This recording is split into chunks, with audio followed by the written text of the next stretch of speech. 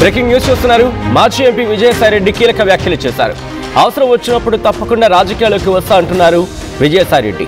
రాజకీయ పార్టీలు పెట్టే ఆలోచన లేదు. అవును, రాజకీయ పార్టీలు పెట్టే ఆలోచన లేదంటున్నారు ఆయన. అంటే ఏ పార్టీ కూడా తను స్థాపించడం లేదంటూ క్లారిటీ ఇచ్చే ప్రయత్నం చేశారు. ఇక వేరే పార్టీలో చేరే ఉద్దేశం గురించి ఇప్పట్లో చెప్పలేని అంటున్నారు విజయసాయిరెడ్డి. జగన్ చుట్టూ ఉన్న కోటరీ ఆయనను డైవర్ట్ చేస్తుందంటూ కూడా ఘాటైన వ్యాఖ్యలు చేశారు. అందుకే తాను రాజకీయాలకు దూరంగా ఉన్నా అంటున్నారు ఆయన. నిబద్ధత లేని వారి మాటలు జగన్ వినకూడదంటున్నారు విజయసాయిరెడ్డి. నేనెప్పుడూ పవన్ను విమర్శించలేదు. 20 ఏళ్ల క్రితం నుంచే పవన్ కళ్యాణ్ నాకు మిత్రుడు. భవిష్యత్తులో కూడా పవన్ కళ్యాణ్ను విమర్శించను. ప్రస్తుతానికి నేను రైతును మాత్రమే అంటూ చెప్పుకొచ్చారు విజయసాయిరెడ్డి. కీలకంగా మారింది, ఇంట్రెస్టింగ్గా మారింది ఆయన చేసిన వ్యాఖ్యలు. ఎందుకంటే కొద్ది రోజుల క్రితం ఇటు రాజకీయాలకు దూరంగా ఉంటానంటూ చెప్పుకొచ్చారు విజయసాయిరెడ్డి. బట్ రీసెంట్గా కొద్దిసేపటి క్రితం మాట్లాడిన సందర్భంలో ఆయన ఏమన్నారంటే రాజకీయాలకు సంబంధించి రాజకీయ పార్టీలు పెట్టే ఉద్దేశం లేదు. రాజకీయ పార్టీలో ఉన్న ప్రస్తుతం ఉన్న పార్టీలు అంటే ఎగ్జిస్టింగ్ పార్టీస్లో ఏమైనా జాయిన్ అయ్యే అవకాశం గురించి ఎక్కడా కూడా కొట్టుపారేయటం లేదు. అంటే మళ్ళీ తిరిగి రాజకీయాల్లోకి రీఎంట్రీ ఇచ్చేందుకు ఆయన ఆసక్తి చూపిస్తున్నారా అంటే దాదాపుగా అవుననే మాట వినిపిస్తుంది. ఆ మాటని అనలైజ్ చేసే ప్రయత్నం చేస్తే కనుక. సో ఇంతకీ ఆయన ఏమన్నారో ఒకసారి చూద్దాం. ఆ తర్వాత మీరేమనుకుంటున్నారనేది మీ అనాలిసిస్ చెప్పే ప్రయత్నం చేయండి. ఆ తర్వాత డీటెయిల్ రిపోర్ట్ తెలుసుకుందాం. ప్రస్తుతానికైతే మాత్రం ముందుగా విజయసాయిరెడ్డి ఏమన్నారు చూద్దాం. ఇటువంటి రాజకీయ పరిస్థితుల్లో వైఎస్ఆర్ కాంగ్రెస్ పార్టీలో నేను గతంలో చెప్పినట్టుగా మా యొక్క అధినాయకుడి చుట్టూ ఉన్నటువంటి కోటరీ నా పట్ల వ్యవహరించినటువంటి తీరు, మా నాయకుడు వారి మాటలు విని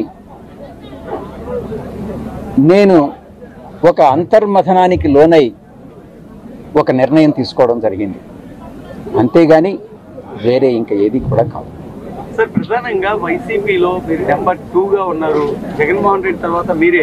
అలాంటి పరిస్థితుల్లో ఇప్పుడు మీరు లేకపోవడంతో ఒక చాలా కార్యకర్తలు కానీ నేతలు కానీ ఒక గ్యాప్ ఉంది అనేటటువంటి దీనిలో ఉన్నారు. వాళ్ళు కూడా చెప్తున్నటువంటి పరిస్థితులు మేము వింటున్నాము. నేను అట్టయితే అలా భావించట్లేదు. జగన్మోహన్ రెడ్డి గారు సమర్థుడు. ఆయన పార్టీని మేనేజ్ చేసుకోగలడు. నేను ఒక్కటే ఆయన్ని అభ్యర్థిస్తున్నాను, చుట్టుపక్కల ఉండేటటువంటి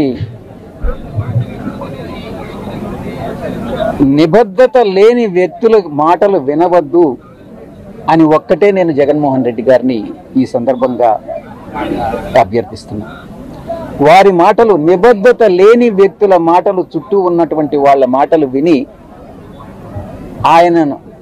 ఆయన తప్పుదారి పట్టించుకోవద్దు అని నేను నిర్ణయించుకుంటాను.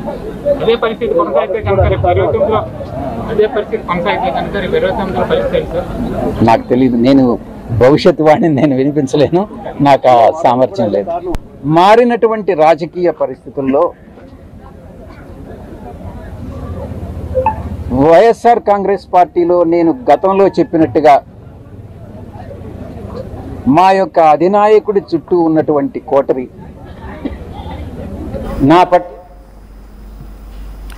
రైట్. అది అంతర్మథనానికి అంటే అంతర్లీనంగా తనకి తాను తీసుకున్న నిర్ణయం తప్ప, అంటే అంతర్మథనానికి గురై తీసుకున్న నిర్ణయం తప్ప వేరే నిర్ణయం కాదంటున్నారు విజయసాయిరెడ్డి. నిబద్ధత లేని వారి మాటలు విని జగన్ తనని తాను తప్పుదోవ పట్టించుకోవద్దు. తన పార్టీకి సంబంధించి అంటే పార్టీని నడిపించుకోగల సామర్థ్యం జగన్మోహన్ రెడ్డికి ఉంది. కానీ పక్కవారి మాటలు విని మాత్రం మోసపోవద్దు అంటూ కూడా డైరెక్షన్స్ కాస్త కొన్ని సలహాలు కావచ్చు, సూచనలు కావచ్చు చూస్తున్న సందర్భం ఈ క్రమంలో విజయసాయిరెడ్డి. సో ఇంతకీ నెక్స్ట్ ఏం జరగబోతోంది? ఆయన ఆఫ్ ద రికార్డ్కి ఏమైనా చెప్పుకొచ్చారా? ఆయన సన్నిహితులు అక్కడికి వచ్చిన క్రమంలో ఆయన సన్నిహితులు ఏమంటున్నారు డీటెయిల్గా తెలుసుకుందాం. మా ప్రతినిధి సత్యనాయుడు అప్డేట్స్ అందించేందుకు సిద్ధంగా ఉన్నారు. Satyanaidu, interesting development. కొద్ది రోజుల క్రితం పార్టీ నుంచి అసలు ఏ పార్టీలోనూ ఉన్నారు, రాజకీయాలకి దూరంగా ఉంటానన్న విజయసాయిరెడ్డి ఈరోజు మళ్ళీ పార్టీ అంశానికి సంబంధించి మాట్లాడుకునే క్రమంలో కోటరీ గురించి ప్రస్తావించారే తప్ప ఇటు జగన్మోహన్ రెడ్డిని ఎక్కడ ప్రస్తావించిన సందర్భం లేదు, నేరుగా డైరెక్ట్గా అటాక్ చేసిన సందర్భం లేదు. అలా అని చెప్పి పార్టీ మార్పుకి సంబంధించి మాట్లాడుకునే క్రమంలో ఒక కైండ్ ఆఫ్ క్లియర్ ఇండికేషన్ కూడా ఎక్కడ కనిపించట్లేదు.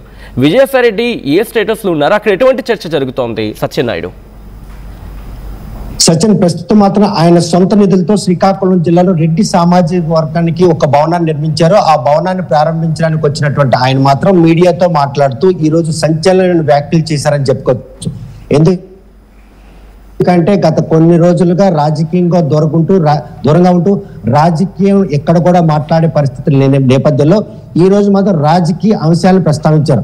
అందులో ముఖ్యంగా తనకు ఏ పార్టీ నుండి కూడా పిలుపు రాలేదని, అదేవిధంగా ప్రస్తుతం ఏ పార్టీ పెట్టే యోచన కానీ వేరే పార్టీలో చేరాలని ఆలోచన కానీ లేదని స్పష్టత ఇవ్వడం. మరోవైపు జగన్మోహన్ రెడ్డి చుట్టూ ఉన్నటువంటి కోట్రీ ఇప్పటికి కూడా ఆయన డైనామాలో పెడుతుందని చెప్పి ఒక రకంగా ఆ కోట్రీకి అంటే చురకలు పెడుతూనే ఈ రోజు జగన్మోహన్ రెడ్డికి దగ్గర కావాలనే ఉద్దేశంతో చేసిన వ్యాఖ్యల అన్నటువంటి ప్రశ్నలు కూడా తలెత్తున్నాయి. ఒక రెడ్డి సామాజిక వర్గానికి సంబంధించినటువంటి భవనాన్ని ప్రారంభించడానికి వచ్చిన ఆయన ఆ సామాజిక పెద్దలతో ఆ సామాజిక వర్గం తాలూకు అభివృద్ధి గురించి మాట్లాడారు. కానీ ఈ రోజు మళ్ళీ వైఎస్ఆర్ కాంగ్రెస్ పార్టీకి సంబంధించి జగన్మోహన్ రెడ్డి కష్టాల్లో ఉన్నారు, ప్రతిపక్ష హోదా కూడా కోల్పోయారు. ఇటువంటి తరుణంలో పార్టీ బలోపేతం కోసం ఏమైనా వ్యాఖ్యలు చేసినట్టుంటే ఈ రోజు వైఎస్ఆర్ కాంగ్రెస్ పార్టీకి ఎంతకన్నా దోహదపడింది. కానీ ప్రస్తుతం మాత్రం మళ్ళీ వైఎస్ఆర్ జగన్మోహన్ రెడ్డి కష్టాల్లో ఉన్న నేపథ్యంలో చుట్టూ ఉన్న వారిని మళ్ళీ క్వార్టర్గా సంబోధించడానికి మాత్రం అందరూ మండిపడే పరిస్థితి ఉంది. ఇప్పటికే ఆయన వల్ల వైఎస్ఆర్ కాంగ్రెస్ పార్టీ చాలా డ్యామేజ్ అయిందన్నటువంటి పక్కా సమాచారంతోనే జగన్మోహన్ రెడ్డి విజయసాయి రెడ్డిని పక్కన పెట్టారని అంటే సీనియర్ నాయకులందరూ వ్యాఖ్యానిస్తున్న ఈ తరుణంలో ఇప్పుడప్పుడే ఎన్నికల్లో అదేవిధంగా ప్రస్తుతం ఎటువంటి అలసట లేని నేపథ్యంలో ఆయన వ్యాఖ్యలు మాత్రం పెద్ద దుమారాన్ని రేపే అని చెప్పుకోవచ్చు. ప్రస్తుతం వైఎస్ఆర్ కాంగ్రెస్ పార్టీకి సంబంధించిన క్వార్టరీ సభ్యులు ఎవరు వారి గురించి ప్రస్తావించే పరిస్థితి కూడా లేదు. అంటే విజయసాయి రెడ్డి చేసినటువంటి ప్రయత్నంలో వైఎస్ఆర్ కాంగ్రెస్ పార్టీ గురించి రాష్ట్రంలో మళ్ళీ మాట్లాడుకున్నటువంటి ఒక పరిణామాన్ని క్రియేట్ చేశారు అనడానికి మాత్రం ఈ వ్యాఖ్యలు మాత్రం దోహదపడే ఆవశ్యకత కనిపిస్తుంది. సచిన్, ప్రస్తుతం మాత్రం ఆ రెడ్డి సామాజిక వర్గానికి సంబంధించినటువంటి ఇంకొక ప్రస్తావన కూడా ఆయన తెచ్చారు. ఇప్పటికే ఆంధ్రప్రదేశ్ లో పొట్టి శ్రీరాములు, ఎన్టీఆర్, అన్నమయ్య, అల్లూరి సీతారామరాజు, రాజశేఖర రెడ్డి పేర్లతో జిల్లాలు ఉన్నాయి, కానీ నైరా నరసింహారెడ్డి పేరుతో కర్నూలు జిల్లాకు పేరు పెడితే బాగుండు అన్నటువంటి ఒక ప్రతిపాదన కూడా తీసుకొచ్చారు. అంటే రెడ్డి సామాజిక వర్గాన్ని ఖ్యాతిని ఇనుమడింపు చేసేందుకు ఆయన చేసిన ప్రయత్నమే ఈ పర్యటనలో ఒక దుమారంగా చెప్పుకోవచ్చు. మరోవైపు చూస్తే